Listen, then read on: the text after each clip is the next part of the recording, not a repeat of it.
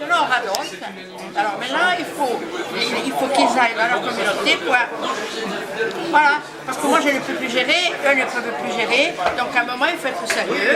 Maintenant, ils sont 7. Monsieur Victor, ça fait un moment qu'il veut aller faire sa communauté. Il faut le laisser aller. Hein. À l'unanimité, on l'a fait.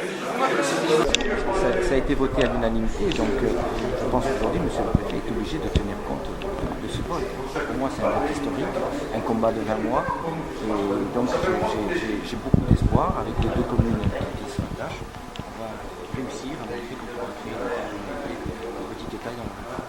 Ça sera efficace, bien sûr qu'il sera très efficace. On va le prouver. Moi, j'ai demandé même une période probatoire de 3 ans pour montrer qu'on est efficace. Dans 3 ans, je rends des comptes.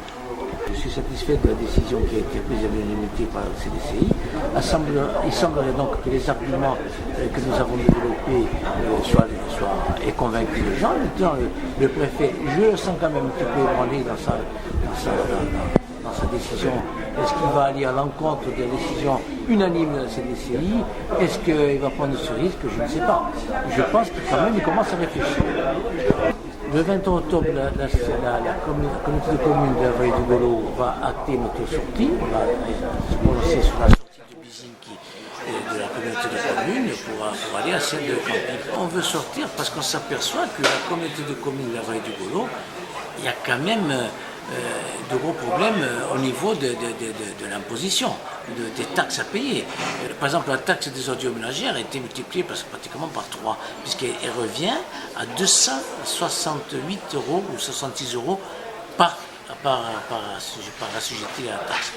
En plus, il y a des investissements qui sont produits qui ne pourront qu'augmenter à nouveau ces taxes. Donc ça devient insupportable pour les petits villages, notamment que la moyenne des pensions dans les petits villages, chez moi il y a des gens qui ont 850 €, voire 1000 ou 1100 € par mois. Comment vont-ils s'en tirer? Ma réaction est positive aujourd'hui quand même. Monsieur le Préfet va créer cette communauté de communes parce que nous avons créé nous autres des précédents. Actuellement nous avons des communautés de communes qui sont moins de 1200 habitants.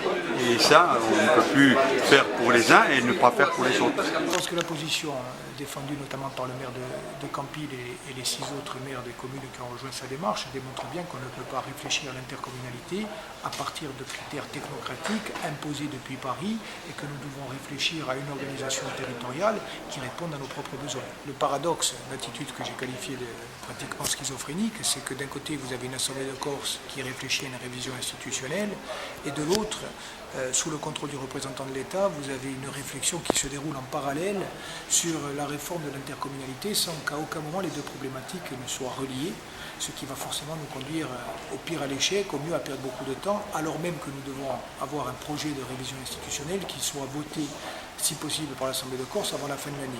Donc mon idée, c'est de dire on ne peut pas penser et concevoir les nouvelles institutions de la Corse sans associer directement à la réflexion les élus du rural, les élus de terrain et notamment celles et ceux qui demain seront les représentants des intercommunalités parce que c'est un échelon indispensable, surtout dans une Corse où on veut rééquilibrer le littoral et l'intérieur.